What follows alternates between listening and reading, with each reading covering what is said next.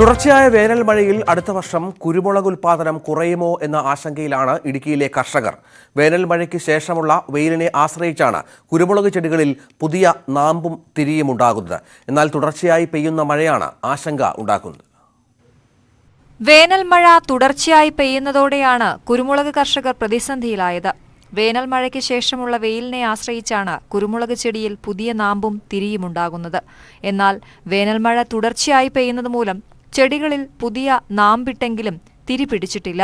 മുൻവർഷങ്ങളെ അപേക്ഷിച്ച് 4-1 തിരി പോലും ഉണ്ടായിട്ടില്ല എന്ന് കർഷകർ പറയുന്നു. ഇതാണ് ആശങ്ക സൃഷ്ടിക്കുന്നത്. ഈ തുടർച്ചയായിട്ട് മഴ പെയ്യുന്നതുകൊണ്ട് അടുത്ത വർഷത്തെ ഉൽപ്പാദനത്തിൽ സാരമായി ബാധിക്കുമെന്നാണ് പൊതുവെ കുരുമുളക് കൃഷിക്കാർക്കും മറ്റ് കൃഷിയായിട്ട് ബന്ധപ്പെട്ട ആൾക്കാർക്ക് പറയാനുള്ളത്. എന്നുവെച്ചാൽ തുടർച്ചയായിട്ട് മഴ പെയ്തു കഴിഞ്ഞാൽ ഇല മാത്രമായിട്ട് ഇങ്ങ് വന്നിട്ട് കൊടിയേക്കാനുള്ള ഊറ്റുമായിട്ട് നിൽക്കുന്നതല്ലാതെ ചരടിടുന്നു. ഇപ്പം സാധാരണ ചരടിട്ടുന്ന ചില കൊടികളിലൊക്കെ നോക്കിക്കഴിഞ്ഞാൽ എല്ലാ ഇലകളിലൊന്നും ചരട് വരുന്നൊരു കണ്ടീഷനല്ല. ഈ മൂടിക്കെട്ടിയ അവസ്ഥയും പിന്നെ ഈ കഴിഞ്ഞ വർഷമാണെങ്കിൽ സീസണൊക്കെ ആയപ്പോൾ നല്ല കേടായിരുന്നു കൊടികൾക്കല്ല. അത് കഴിഞ്ഞ് വേനൽ കാണാനും വന്നപ്പം എല്ലാവരും അങ്ങനെ ആ പാടെ കൊടിയെല്ലാം കരിഞ്ഞു പോലെ കൃഷിനാശം സംഭവിച്ചിരിക്കുമെന്നുള്ള അവസ്ഥയിലായിരുന്നു. പക്ഷേ തുടർച്ചയായിട്ട് ഇപ്പോൾ ഈ മഴ കിട്ടുന്നത് കർഷകരെ സംബന്ധിച്ചോളം അത്ര ഗുണകരമുള്ള ഒരു അവസ്ഥയല്ല എനിക്ക് കാണുന്നത്. സാധാരണ ഏപ്രിൽ മെയ് മാസങ്ങളിൽ 4-5 മഴ പെയ്തു മാറുകയായിരുന്നു പതിവ്. ഇതിനുശേഷം തെളിയുന്ന വെയിൽ കുരുമുളക് കൃഷിക്ക് ഏറെ അനുകൂലവുമായിരുന്നു. എന്നാൽ ഈ പതിവ് തെറ്റിച്ച് ഇത്തവണ തുടർച്ചയായി മഴ പെയ്യുകയാണ്. വരും ദിവസങ്ങളിൽ മഴയുടെ ശക്തി കുറഞ്ഞാലും ചെടികളിൽ തിരിയിടും എന്ന പ്രതീക്ഷ കർഷകർക്കില്ല. ഇതോടെ വരുന്ന വർഷം കുരുമുളകിന്റെ ഉൽപാദനം ഗണ്യമായി കുറയുമെന്നാണ് കണക്കുകൂട്ടൽ. ന്യൂസ് 18 ഇടുക്കി. കായംകുളത്ത് വ്യാപാരികളെ KSEB ദ്രോഹിക്കുന്നതായി പരാതി. അടിക്കടിയുള്ള വൈദ്യുതി തടസ്സം കച്ചവടത്തെ ബാധിക്കുന്നുവെന്നാണ് പരാതി. നിരവധി തവണ പരാതി നൽകിയിട്ടും നടപടി ഉണ്ടായിട്ടില്ലെന്നും വ്യാപാരികൾ പറയുന്നു. KSEB ഉദ്യോഗസ്ഥരുടെ കെടുകാര്യസ്ഥത മൂലം കായംകുളത്ത് നിരവധി ചെറുകിട വ്യാപാരികളാണ് ദുരിതത്തിലായിരിക്കുന്നത്. Kayamkulam link road, main road, park junction എന്നിവിടങ്ങളിലാണ് തുടർച്ചയായി വൈദ്യുതി തടസ്സപ്പെടുന്നത്. ഹോട്ടൽ, ബേക്കറി, സ്റ്റുഡിയോകൾ, DTP സെന്ററുകൾ എന്നിവയുടെ പ്രവർത്തനം പലപ്പോഴും മുടങ്ങുന്ന നിലയിലാണ്. പകൽ സമയത്താണ് വൈദ്യുതി മുടക്കം പതിവാകുന്നത്. ലിങ്ക് റോഡിലുള്ള ട്രാൻസ്ഫോമറിന്റെ പരിധിയിലുള്ള പെടുന്ന വ്യാപാര സ്ഥാപനങ്ങളിൽ പകൽ സമയങ്ങളിൽ യാതൊരുവിധ അറിയിപ്പും ഇല്ലാതെയാണ് കറണ്ട് പോയിക്കൊണ്ടിരിക്കുന്നത്. ഒട്ടേറെ ചെറുകിട വ്യാപാരികൾ ജനറേറ്റർ ഇല്ലാതെയാണ് വ്യാപാര സ്ഥാപനം നടത്തുന്നത്. ആ സ്ഥാപനങ്ങളിലെല്ലാം തന്നെ വളരെയധികം ബുദ്ധിമുട്ടുണ്ടാകുന്ന സാഹചര്യമാണ് നിലവിലുള്ളത്. ഇന്നത്തെ ഈ നിവേദനം കൊടുത്തതിന് ഫലം കണ്ടില്ലെങ്കിൽ നാളെ മുതൽ അല്ലെങ്കിൽ അടുത്ത ആഴ്ചയ്ക്കകം ഞങ്ങൾ പുതിയ സമരമുറകളുമായിട്ട് മുന്നോട്ടിറങ്ങുമെന്നുള്ള കാര്യത്തിൽ കായംകുളത്തെ വ്യാപാരികൾക്ക് ഉറപ്പ് നൽകുന്നതിനോടൊപ്പം തന്നെ ഈ ബന്ധപ്പെട്ട അധികാരികൾ അത് ഗൗരവമായി കാണുകയും ഈ പ്രശ്നത്തിന് ശാശ്വതമായ ഒരു പരിഹാരം കാണുകയും ചെയ്യണമെന്നുള്ളതാണ് ഞങ്ങൾക്ക് പറയാനുള്ളത്. വൈദ്യുതി തടസ്സത്തിന് പരിഹാരം കാണണമെന്നാവശ്യപ്പെട്ട് വ്യാപാരികൾ വീണ്ടും പരാതി നൽകിയിട്ടുണ്ട്. പരിഹാരമുണ്ടായില്ലെങ്കിൽ പ്രത്യക്ഷ സമരത്തിനിറങ്ങാനാണ് ഇവരുടെ തീരുമാനം. ന്യൂസ് 18 കായംകുളം. നാടിനടുക്കിയ താനൂർ ബോട്ട് ദുരന്തത്തിൽ ജീവൻ പൊലിഞ്ഞവരുടെ വീടുകളിൽ ആശ്വാസവാക്കുകളുമായി മാന്ത്രികൻ ഗോപിനാഥ് മുതുകാട്. 11 പേർ മരണപ്പെട്ട പരപ്പനങ്ങാടിയിലെ കുന്നുമ്മൽ കുടുംബത്തിലെ സൈദലവി, സിറാജ് എന്നിവരുടെ വീടുകളിലാണ് അദ്ദേഹം എത്തിയത്. ബോട്ട് ദുരന്തത്തിന്റെ നടുക്കത്തിൽ നിന്ന് താനൂരും പരിസര പ്രദേശങ്ങളും ഇപ്പോഴും മുക്തമായിട്ടില്ല. ഉറ്റവരെ നഷ്ടപ്പെട്ടവരുടെ ദുഃഖത്തിൽ ആശ്വാസം പകരാനാണ് കഴിഞ്ഞ ദിവസം പ്രശസ്ത മജീഷ്യൻ ഗോപിനാഥ് മുതുകാട് എത്തിയത്. 11 പേരെ നഷ്ടമായ കുന്നുമ്മൽ കുടുംബത്തെയാണ് അദ്ദേഹം സന്ദർശിച്ചത്. 4 കുട്ടികളും ഭാര്യയും നഷ്ടപ്പെട്ട സൈദലവിയും 3 കുട്ടികളും ഭാര്യയും നഷ്ടപ്പെട്ട സിറാജും വയോധികയായ ഉമ്മയും മുതുകാടിന് മുന്നിൽ വാവിട്ട് കരഞ്ഞതോടെ കൂടി നിന്നവരും കണ്ണീരണിഞ്ഞു. ഇതെൻ്റെ സ്വന്തം മണ്ണാണ്, എൻ്റെ സ്വന്തം ജില്ലയാണ്. അതുകൊണ്ടാണ് ഞാൻ തിരുവനന്തപുരത്ത് നിന്ന് ഇവിടെ വരെ വന്നത്. എനിക്ക് ഏറ്റവും വിഷമം തോന്നിയൊരു കാര്യം ഭിന്നശേഷിയുള്ള ഒരു കുട്ടി പോലും ഈ ലോകത്ത് നിന്ന് നഷ്ടപ്പെട്ടു എന്നുള്ളതാണ്. അപ്പോൾ ഇവിടെ വന്നു, അവരെ കണ്ടു. കുടുംബാംഗങ്ങളുമായും നാട്ടുകാരുമായും ഏറെ നേരം സംസാരിച്ചതിനു ശേഷം ദുരന്തത്തിൽ മരണപ്പെട്ട സീനിയർ സിവിൽ പോലീസ് ഓഫീസർ സബറുദ്ദീന്റെ വീടും മുതുകാട് സന്ദർശിച്ചു. സബറുദ്ദീന്റെ ഉമ്മ, ഭാര്യ, മക്കൾ, സഹോദരൻ എന്നിവരെ ആശ്വസിപ്പിച്ചാണ് മുതുകാട് താനൂർ ഓലപ്പിടികയിൽ 3 പേര് മരണപ്പെട്ട സിദ്ദിഖിന്റെ വീട്ടിലും സന്ദർശനം നടത്തിയതിനു ശേഷം മടങ്ങിയത്. CMP സംസ്ഥാന സെക്രട്ടറി കൃഷ്ണൻ കുട്ടുമല, മത്സ്യത്തൊഴിലാളി ദേശീയ secretary Ummer Ottummal, Thiruvananthapuram seed centre joint secretary PK Muneer, Parappanangadi നഗരസഭാ കൌൺസിലർ കുന്നുമ്മൽ ജുബൈരിയ എന്നിവരും മുതുകാടിനൊപ്പമുണ്ടായിരുന്നു. ന്യൂസ് 18 താനൂർ. വടകര സാൻഡ് ബാങ്ക്സിൽ ബോട്ടിംഗ് തുടങ്ങാനുള്ള പദ്ധതിയിൽ ആശങ്ക പ്രകടിപ്പിക്കുകയാണ് നാട്ടുകാർ. ഇവിടെ ബോട്ടിംഗ് നടത്തുന്നത് അപകടകരമാണെന്നാണ് നാട്ടുകാർ ചൂണ്ടിക്കാട്ടുന്നത്. പദ്ധതി തുടങ്ങാനുള്ള തീരുമാനത്തിൽ നിന്നും പിന്മാറണമെന്നും ഇവർ ആവശ്യപ്പെടുന്നു. കടലും പുഴയും തീരുന്ന സാൻഡ് ബാങ്ക്സിൽ മതിയായ പഠനങ്ങളില്ലാതെയാണ് ബോട്ട് ജെട്ടി സ്ഥാപിച്ചത്. അഴിമുഖത്തിന് സമീപമായതുകൊണ്ട് അപകടങ്ങൾക്ക് സാധ്യതയുണ്ടെന്നാണ് നാട്ടുകാർ പറയുന്നത്. കുറ്റ്യാടിപ്പുഴ കടലുമായി ചേരുന്ന ഭാഗം കൂടിയാണിത്. ബോട്ട് ജെട്ടി സ്ഥാപിച്ചിട്ട് കുറേ നാളായെങ്കിലും തുടർ നടപടി ഉണ്ടായിട്ടില്ല. കുറ്റ്യാടി പുഴയെന്ന് വരുന്ന വെള്ളമായിരുന്നു, ഡാമിലെ മഴ പെയ്ത് കഴിഞ്ഞാൽ ഡാമിലെ വെള്ളം വന്നിട്ട് ഈ ജെട്ടിയോട് വന്നിട്ട് മുട്ടും. ജെട്ടിയോട് വന്ന് മുട്ടിയിട്ട് കുത്തി ഒലിച്ച് വരുന്ന വയലായത്. വലക്ക് പുറത്ത് തോണിക്കാറിലെന്ന് വെച്ചാൽ വലിയ രൈലൻഡാറില്ല വെച്ചാൽ ഇങ്ങനെ തന്നെ പോയിട്ട് അപ്പുറത്തെ സൈഡിൽ കൂടി വന്നിട്ട് കരക്ക് പിടിക്കും. അത്രക്ക് വലുവാ കൂടാ. ഇഞ്ചിയും ബോട്ടുകാർക്ക് വലുവിന് നിൽക്കാൻ വേണ്ടി കഴിയുക. കുറ്റ്യാടി പുഴയ്ക്ക് പുറമെ പുറങ്കര ഭാഗത്ത് നിന്ന് ചെറിയ പുഴ കൂടിയുണ്ട്. മഴക്കാലത്ത് ശക്തമായ ഒഴുക്കാണുണ്ടാകുന്നത്. മത്സ്യത്തൊഴിലാളികൾ പോലും ഇവിടെ അപകടത്തിൽപ്പെട്ടിട്ടുണ്ട്.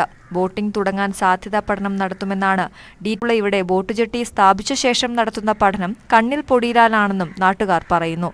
ന്യൂസ് 18 വടകര.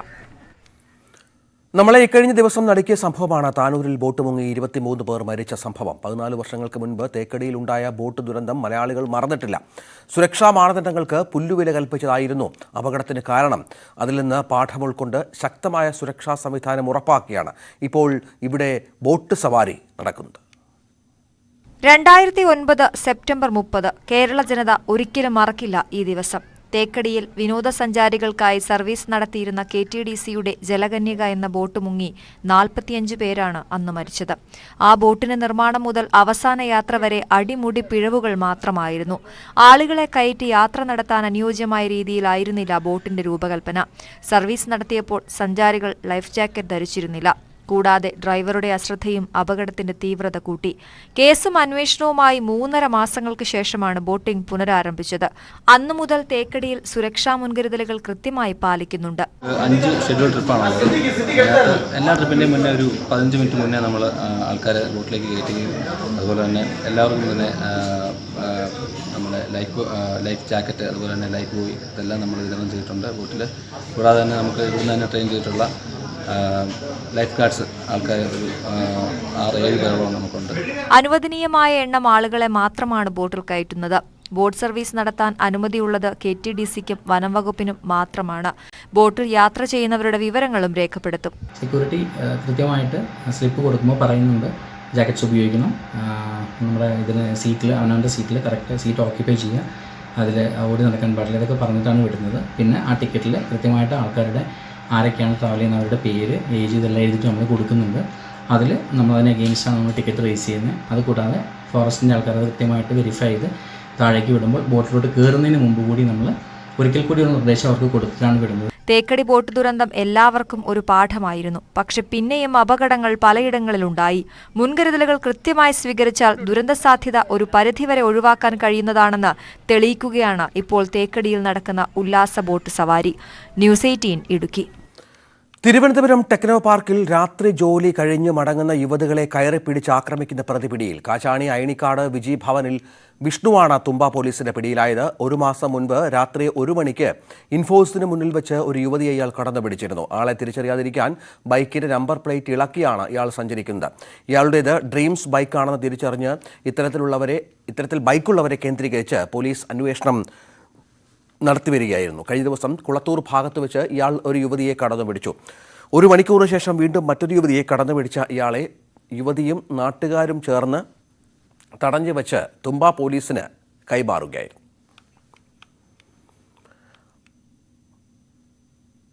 പട്ടാമ്പിയിൽ 10ാം ക്ലാസ് വിദ്യാർത്ഥിനിയെ ലൈംഗികമായി പീഡിപ്പിച്ച കേസിൽ 21കാരൻ അറസ്റ്റിൽ. വല്ലപ്പുഴ സ്വദേശി മുഹമ്മദ് അഫ്നയാണ് അറസ്റ്റ് ചെയ്തത്. പെൺകുട്ടിയുടെ മൊഴിയുടെ അടിസ്ഥാനത്തിലാണ് പട്ടാമ്പി പോലീസ് കേസെടുത്തത്. പ്രതിക്ക് പെൺകുട്ടിയുമായി 3 വർഷത്തെ പരിചയമുണ്ടായിരുന്നതായി പോലീസ് പറഞ്ഞു. പ്രതിയെ പട്ടാമ്പി കോടതിയിൽ ഹാജരാക്കി റിമാൻഡ് ചെയ്തു.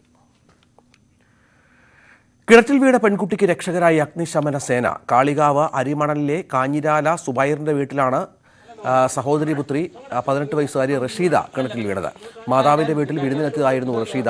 വീട്ടുമുറ്റത്തെ വെള്ളമില്ലാത്ത കിണറിലേക്ക് എത്തി നോക്കുന്നതിനിടെ ആൾമറയ്ക്കിടയിലെ മണ്ണിടിഞ്ഞ് താഴേക്ക് വീഴുകയാണ് ഉണ്ടായത്.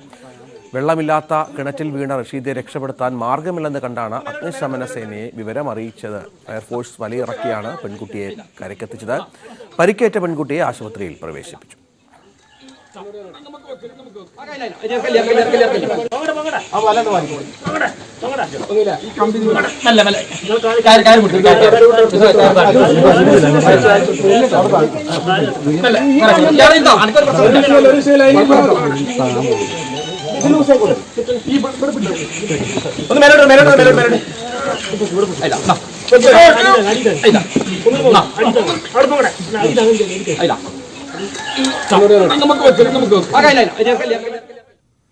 കൊയിലാണ്ടി നഗരസഭയിലെ നടേരിയിൽ വെറ്റിനറി സർവകലാശാലയുടെ ഉപകേന്ദ്രം വരുന്നു. ഇതിനായുള്ള സ്ഥലം നഗരസഭ കൈമാറി.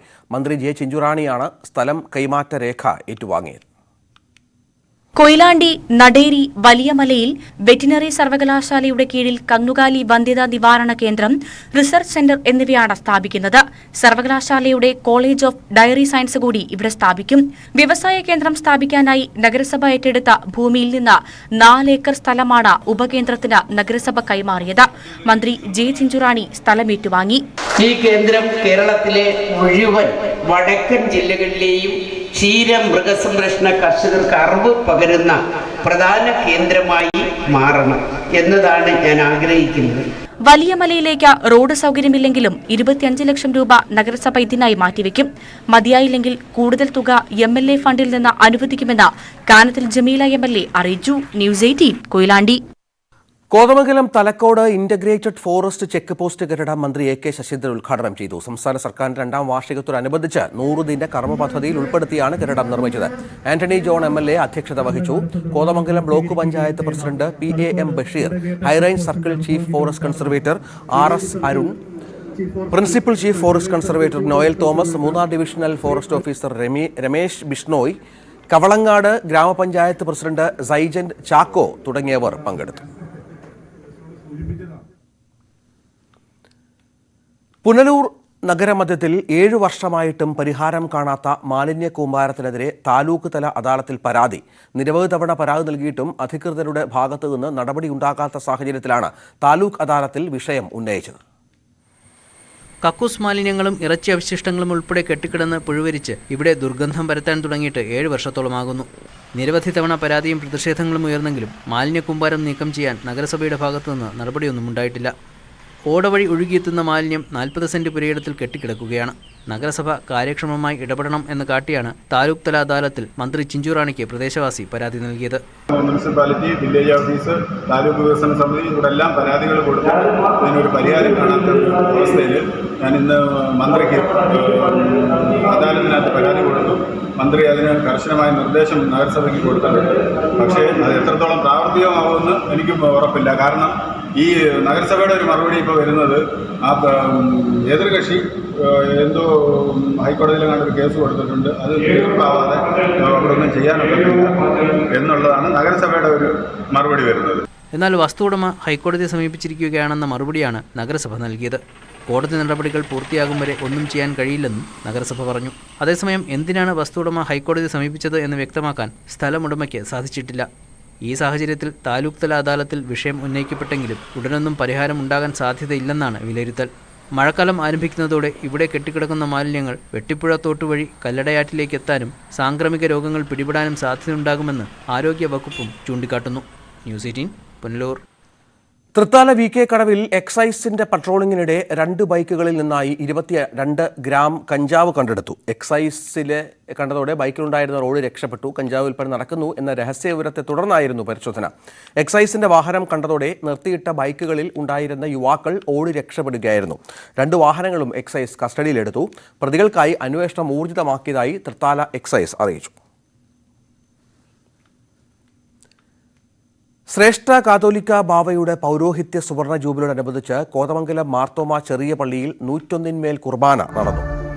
സഭാചരിത്രത്തിലെ 2ാമത്തെ 101 കുർബാനയായിരുന്നു ഇത്. ശ്രേഷ്ഠ ബാവ മുഖ്യ കാർമ്മികത്വം വഹിച്ചു. മെത്രാപ്പോലിത്തമാരും റംബാൻമാരും കോർ എപ്പിസ്കോപ്പമാരും പങ്കെടുത്തു. സന്ധ്യാപ്രാർത്ഥനയോടെയാണ് വിശുദ്ധ 101 കുർബാനയ്ക്ക് തുടക്കം കുറിച്ചത്. MP മാരായ ബെന്നി ബെഹനാൻ, ഡീൻ കുര്യാക്കോസ്, ആന്റണി ജോൺ MLA, ജില്ലാ പഞ്ചായത്ത് പ്രസിഡന്റ് ഉല്ലാസ് തോമസ് തുടങ്ങിയവർ പങ്കെടുത്തു.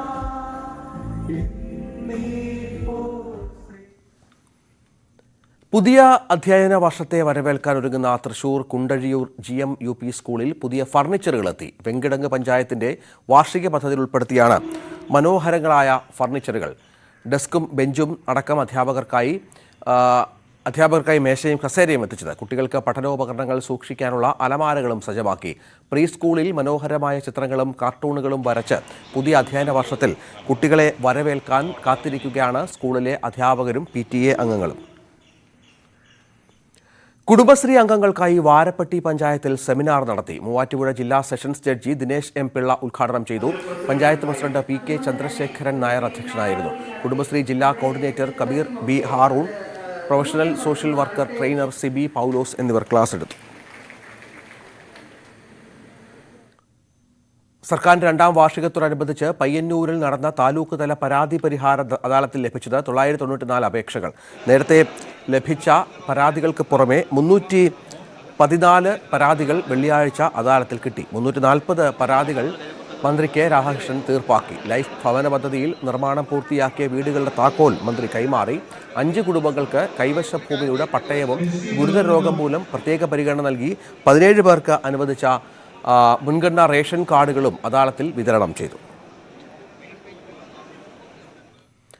തിരുവമ്പാടിയിലെ അഗ്രികൾച്ചർ ഡെവലപ്മെന്റ് കോഓപ്പറേറ്റീവ് സൊസൈറ്റിക്ക് കീഴിൽ മുക്കം മാമ്പറ്റയിൽ പ്രവർത്തിക്കുന്ന ടാറ്റ്സ്കോസ് കൃഷി കേന്ദ്രം Irikkur farmers welfare cooperative society പ്രതിനിധികൾ സന്ദർശിച്ചു. മിതമായ നിരക്കിൽ കാർഷിക ആവശ്യങ്ങൾക്കായുള്ള വിത്തുകളും വളങ്ങളും ഉപകരണങ്ങളും കർഷകർക്ക് ലഭ്യമാക്കുക എന്ന ലക്ഷ്യത്തോടെ നടത്തുന്ന പഠനയാത്രയുടെ ഭാഗമായാണ് സന്ദർശനം. മിതമായ നിരക്കിൽ കാർഷിക ആവശ്യങ്ങൾക്കായുള്ള വിത്തുകൾ, വളങ്ങൾ, ഉപകരണങ്ങൾ തുടങ്ങിയവ കർഷകർക്ക് ലഭ്യമാക്കുക എന്ന ലക്ഷ്യത്തോടെ കണ്ണൂർ ജില്ലയിലെ ഇരിക്കൂർ കേന്ദ്രമാക്കി പ്രവർത്തിക്കുന്ന Irikkur farmers welfare cooperative society ഭരണസമിതി അംഗങ്ങളും ഉദ്യോഗസ്ഥരും നടത്തുന്ന പഠനയാത്രയുടെ ഭാഗമായാണ് ടാറ്റ്കോസ് കൃഷികേന്ദ്രം സന്ദർശിച്ചത്. കാർഷിക മേഖലയിൽ മെച്ചപ്പെട്ട പ്രവർത്തനമാണ് കൃഷികേന്ദ്രം നടത്തിവരുന്നതെന്ന് സന്ദർശനത്തിനെത്തിയവർ വിലയിരുത്തി.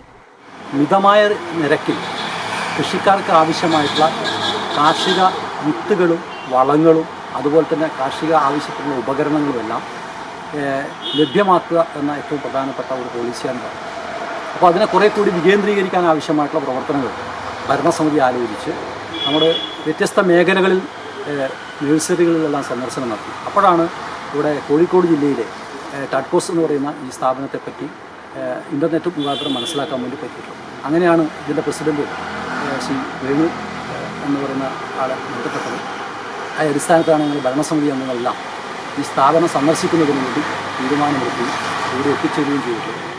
സന്ദർശന സംഘത്തിൽ സംഘം ഡയറക്ടറും മുൻ പ്രസിഡന്റുമായ MB Gangadharan master, director Sajeevan, Balakrishnan, സംഘം സെക്രട്ടറി പ്രജീഷ് തുടങ്ങിയവരുണ്ടായിരുന്നു. ടാറ്റ്കോസ് കൃഷി കേന്ദ്രത്തിലെ പ്രവർത്തനങ്ങളെക്കുറിച്ച് TATCOS president Venu Kalloorutty, director UP Abdul Majeed തുടങ്ങിയവർ സംഘത്തിന് വിശദീകരിച്ചു നൽകി. ന്യൂസ് 18 മുക്കം. തലാസീമിയ മേജർ രോഗം ബാധിച്ച 18-കാരന്റെ ചികിത്സയ്ക്കായി സഹായ സമിതി രൂപീകരിച്ച നാട്ടുകാർ. മലപ്പുറം എടയൂർ പൂക്കാട്ടിരിയിലെ അക്ഷയ് ദാസിന്റെ ചികിത്സയ്ക്കായാണ് നാട്ടുകാരുടെ കൂട്ടായ്മ പണം കണ്ടെത്താൻ ശ്രമിക്കുന്നത്. 50 ലക്ഷം രൂപയാണ് ചികിത്സയ്ക്കായി വേണ്ടത്.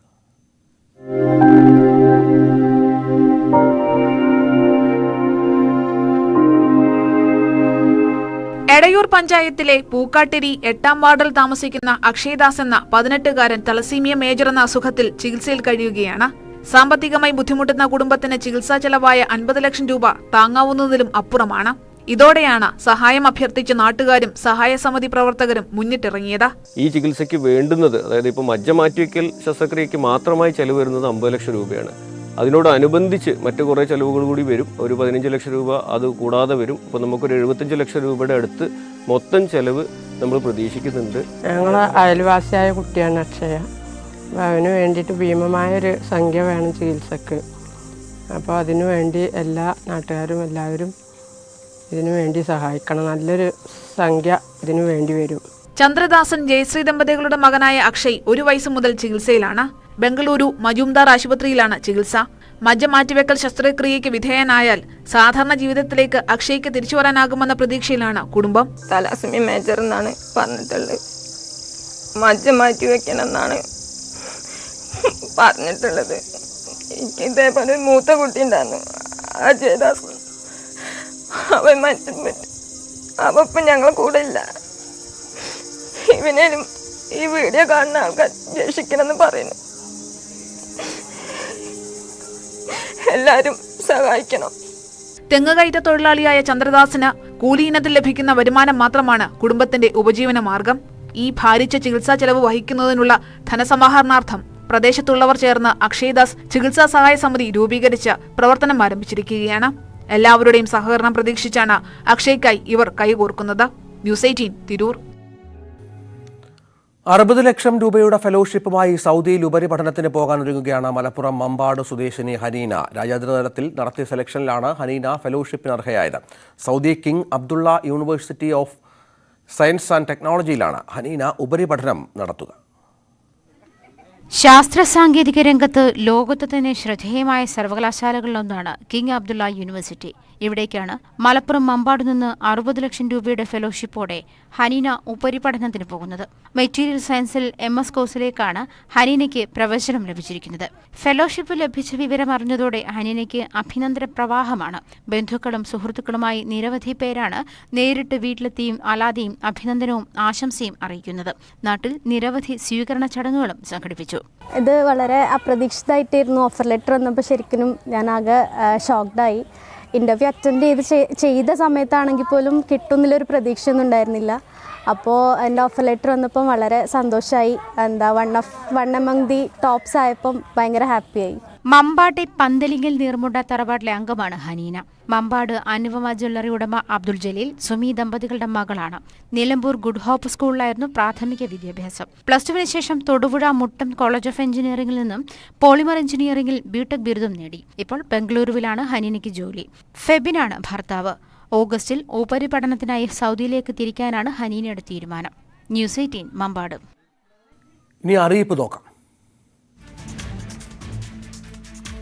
തിരുവനന്തപുരം കുടപ്പനക്കുന്ന് പ്രാദേശിക കോഴി വളർത്തൽ കേന്ദ്രത്തിൽ ഗ്രാമശ്രീ ഇനത്തിൽപ്പെട്ട പിടക്കോഴി കുഞ്ഞുങ്ങളെ 25 രൂപ നിരക്കിലും പൂവൻകോഴി കുഞ്ഞുങ്ങളെ 5 രൂപ നിരക്കിലും ലഭ്യമാണ്. താൽപ്പര്യമുള്ളവർ പ്രവൃത്തി ദിവസങ്ങളിൽ രാവിലെ 10 മുതൽ വൈകിട്ട് 4 വരെ സ്ക്രീനിൽ കാണുന്ന നമ്പറിൽ ബന്ധപ്പെടുക.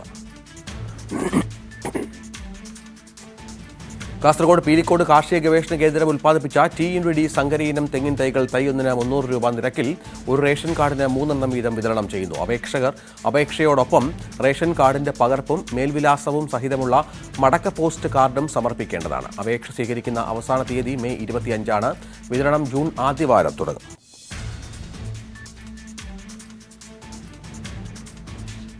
ചെറ്റച്ചൽ ജേഴ്സി ഫാം എക്സ്റ്റൻഷൻ യൂണിറ്റിൽ റെഡ് നേപ്പിയർ, സൂപ്പർ നേപ്പിയർ പുൽവിത്തിനങ്ങൾ വിൽപ്പനയ്ക്ക്. വിവരങ്ങൾക്ക് സ്ക്രീനിൽ കാണുന്ന നമ്പറിൽ ബന്ധപ്പെടുക.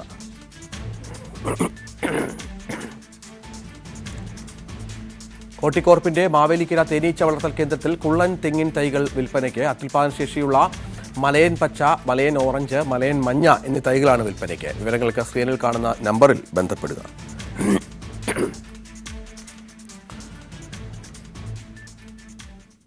മലപ്പുറം കൊണ്ടോട്ടി കിഴിശ്ശേരിയിൽ ഇതര സംസ്ഥാന തൊഴിലാളി മരിച്ചത് ആൾക്കൂട്ട ആക്രമണത്തെ തുടർന്നെന്ന് പോസ്റ്റ്മോർട്ടം റിപ്പോർട്ട്. ബീഹാർ ഈസ്റ്റ് ജംബാര സ്വദേശി രാജേഷ് മഞ്ചി ആണ് മരിച്ചത്. സംഭവത്തിൽ നാട്ടുകാരായ 9 പേരെ അറസ്റ്റ് ചെയ്തു. വെള്ളിയാഴ്ച രാത്രിയായിരുന്നു സംഭവം. രാജേഷ് മഞ്ചിയെ കീഴ്ശ്ശേരി വറളിപ്പിലാക്കിൽ അലവിയുടെ വീടിന് മുമ്പിലാണ് മരിച്ച നിലയിൽ കണ്ടെത്തിയത്. കോഴിക്കോട് മെഡിക്കൽ കോളേജിൽ നടത്തിയ പോസ്റ്റ്മോർട്ടത്തിൽ ഇയാൾക്ക് മർദ്ദനമേറ്റുവെന്ന് കണ്ടെത്തി. നെഞ്ചിലും വാരിയെല്ലുകളിലും ഇടുപ്പിലും പരിക്കും പൊട്ടലുമുണ്ട്. വടികൊണ്ടോ ബലമുള്ള വസ്തു കൊണ്ടോ മർദ്ദിച്ചതിനെ തുടർന്നാണ് പരിക്കുകളെന്നാണ് റിപ്പോർട്ട്. മോഷണ ശ്രമത്തിനിടെ താഴെ വീണ രാജേഷ് മഞ്ചിയെ നാട്ടുകാർ കൂട്ടമായി മർദ്ദിക്കുകയായിരുന്നു. സംഭവത്തിൽ 9 പേരെയാണ് പോലീസ് അറസ്റ്റ് ചെയ്തിരിക്കുന്നത്. ഇവർക്കെതിരെ കൊലക്കുറ്റം, കുറ്റകരമായ സംഘം ചേരൽ, അക്രമം തുടങ്ങി വിവിധ വകുപ്പുകളാണ് ചുമത്തിയിട്ടുള്ളത്. രാജേഷ് മാഞ്ചി 2 ദിവസം മുൻപാണ് പാലക്കാട് നിന്ന് കീഴ്ശ്ശേരി തവനൂർ റോഡിലെ 1-ാം മൈലിലെ കാലിത്തീറ്റ ഗോഡൌണിൽ ജോലിക്കെത്തിയത്. ഇയാളുടെ മൃതദേഹം കോഴിക്കോട് മെഡിക്കൽ കോളേജ് ആശുപത്രി മോർച്ചറിയിലാണ് സൂക്ഷിച്ചിരിക്കുന്നത്. ന്യൂസ് 18 മലപ്പുറം. നാട്ടുവർത്തമാനം പൂർണ്ണമാകുന്നു. നമസ്കാരം.